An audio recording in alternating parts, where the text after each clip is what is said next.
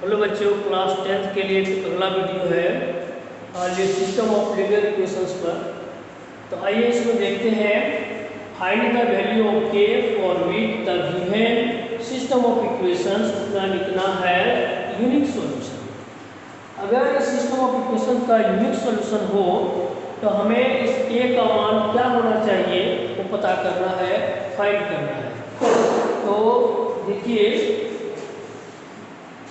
लिखते हम लोग the given system is x minus 2y minus 3 equal to 0 and 3x plus ky minus 1 equal to 0।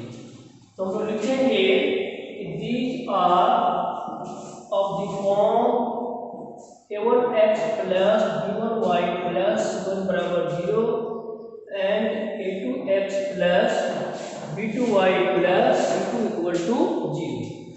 therefore इस समीकरण से हम फर्स्ट इक्वेशन को कंपेयर करेंगे तो x का कोएफिशिएंट यहाँ पर 1 आ रहा है, मतलब a1 1 और b1 -2 c1 -3 और a2 सेकंड इक्वेशन कंपेयर करेंगे गिवन सेकंड इक्वेशन से। तो a2 = 3 b2 = k c2 = -1। अब हम लोग यूनिक सॉल्यूशन के लिए हम लोगों को पता है, और ये यूनिक सॉल्यूशन इसको हम लोग क्या कहेंगे, अद्वितीय हल के लिए क्या पता है कि वी मस्ट है, हमें अवश्य क्या प्राप्त होना चाहिए, हमें अवश्य प्राप्त होना चाहिए a1/a2 is not equal to b1/b2। तो a1 का मान है 1/3, b1 का -2 और b2 का k, नॉट इक्वल टू लगाएंगे। अब हम लोग क्रॉस मल्टीप्लाई करते हैं तो k × 1k is not equal to 3 - 6।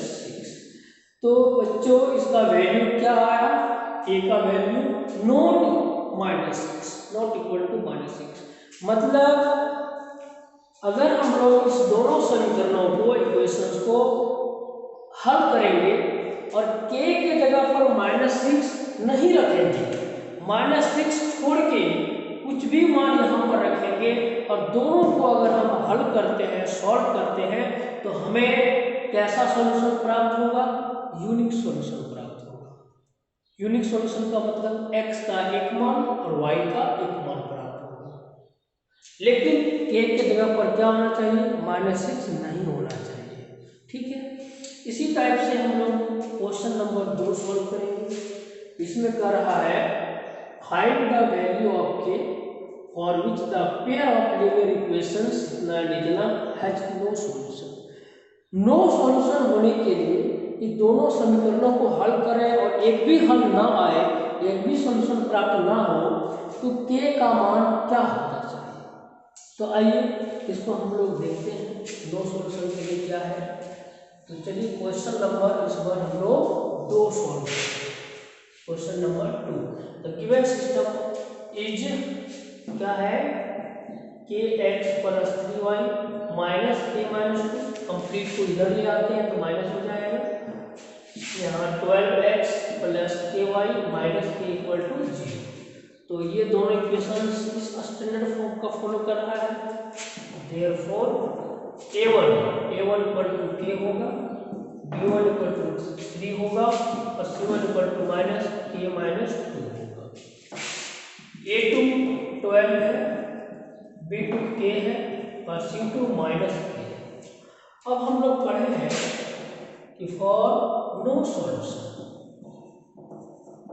Solution के लिए वी मस्ट हैव, हमें क्या प्राप्त होना चाहिए, एक भी हल नहीं होने के लिए, कोई हल नहीं होने के लिए, कोई हल ना होने के लिए क्या जानते हैं हम लोग, जानते हैं a1/a2 = b1/b2 is not equal to c1/c2।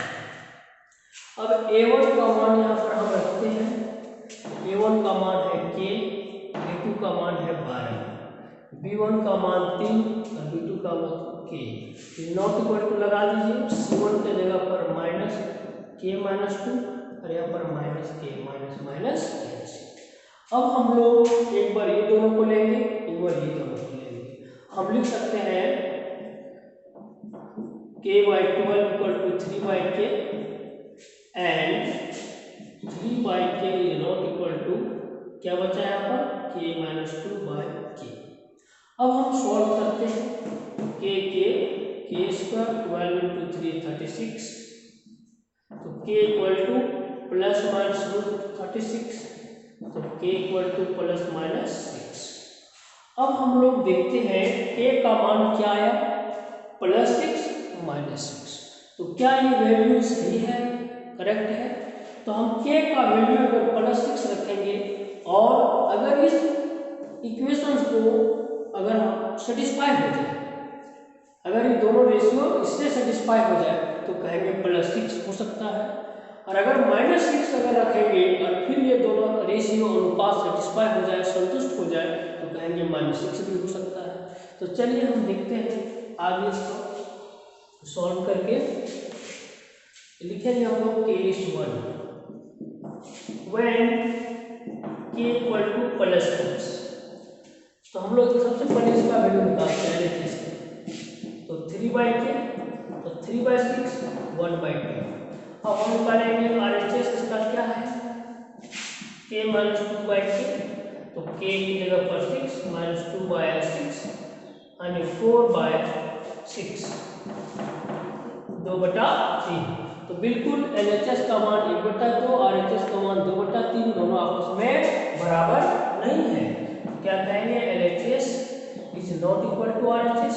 तो इसका मतलब कह सकते हैं LHS मीन्स 3/K बराबर नहीं है RHS यानी K माइनस 2/K से। तो बिल्कुल ये बात आ गया हमें, किस पर आया, जब K का वैल्यू 6 रखे। तो समझिए इस समीकरण निकाय के लिए कोई हल प्राप्त ना हो, K का मान प्लस 6 हो सकता है। आगे हम क्या रखेंगे, K/2 when K equal to, case 2 इसमें बनाते हैं, when K equal to minus 6। तो LHS का वैल्यू क्या है, 3/K, K के जगह पर माइनस 6, तो ये कैंसिल होकर माइनस 1/2 हो जाएगा। RHS का वैल्यू K माइनस 2/K है, K के जगह पर माइनस 6 रखेंगे, माइनस 6 रखेंगे, हो जाएगा माइनस 8/-6। तो 2 से 4 बार, 3 बार में 4/3, बिल्कुल ये दोनों आपस में बराबर नहीं है। इसका मतलब बराबर नहीं है, इसका मतलब ये बराबर नहीं है, इसके ऐसा लिखा जा सकता है। तो किस पर लिखा जा सकता है, K का वैल्यू -6 पर। तो हम लोग कह सकते हैं कि इस समीकरण निकाय का given system of equations has no solution, कोई हल ना हो, इसके लिए K का मान +6 और -6 दोनों हो सकता है।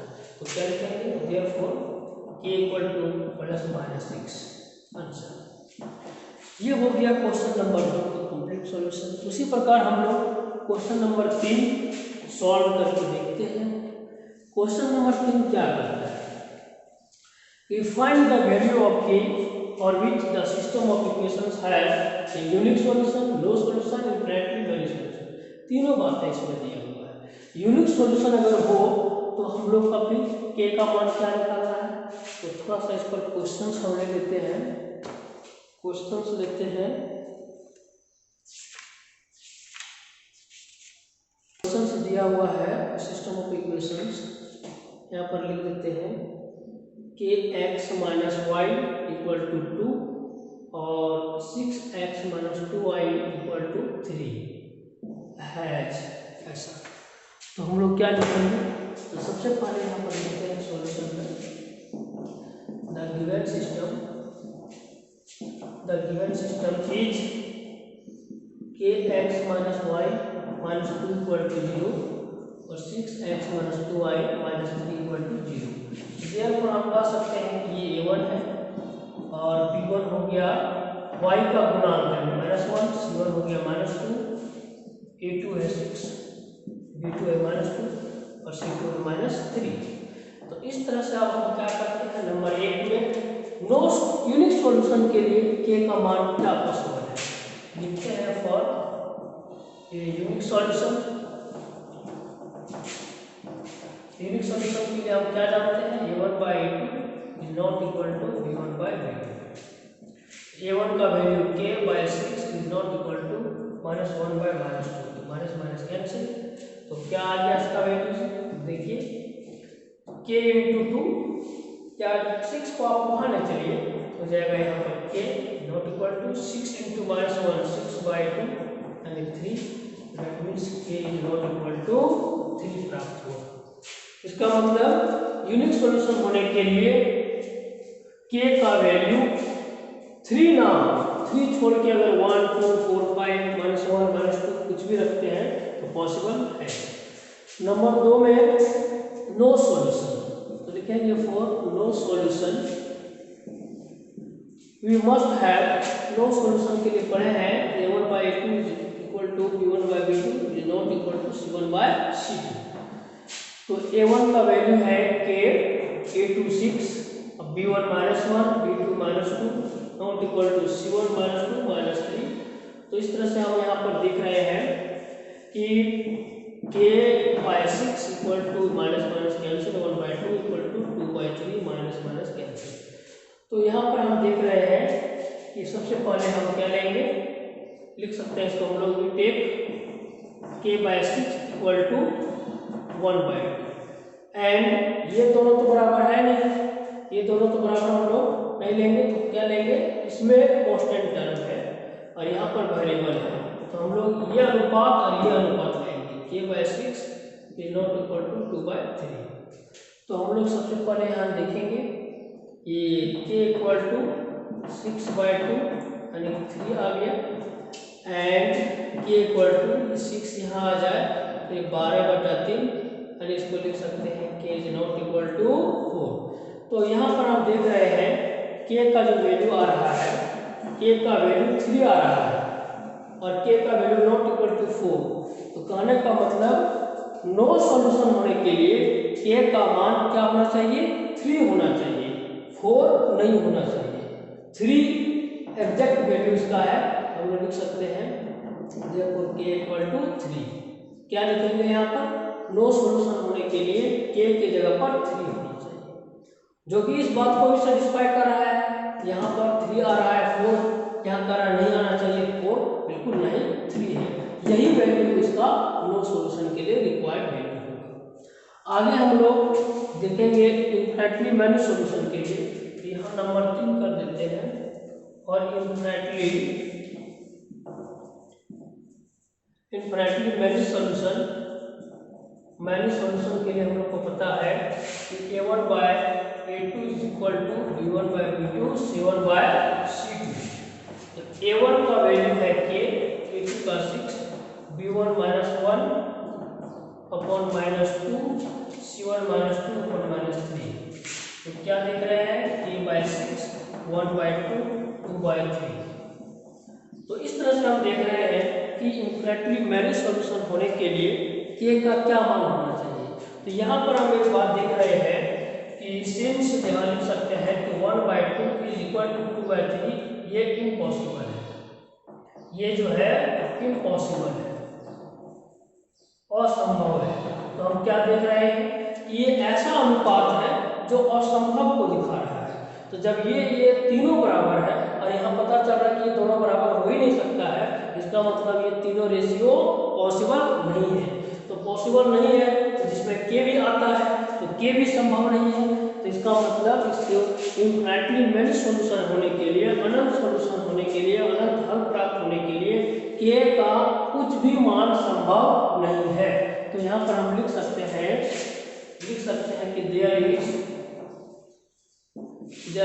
No value for k, there is no value of k for infinitely many solution.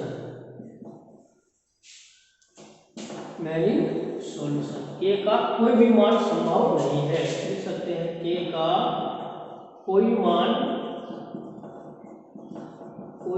संभव नहीं है। इस तरह से ये कंप्लीट।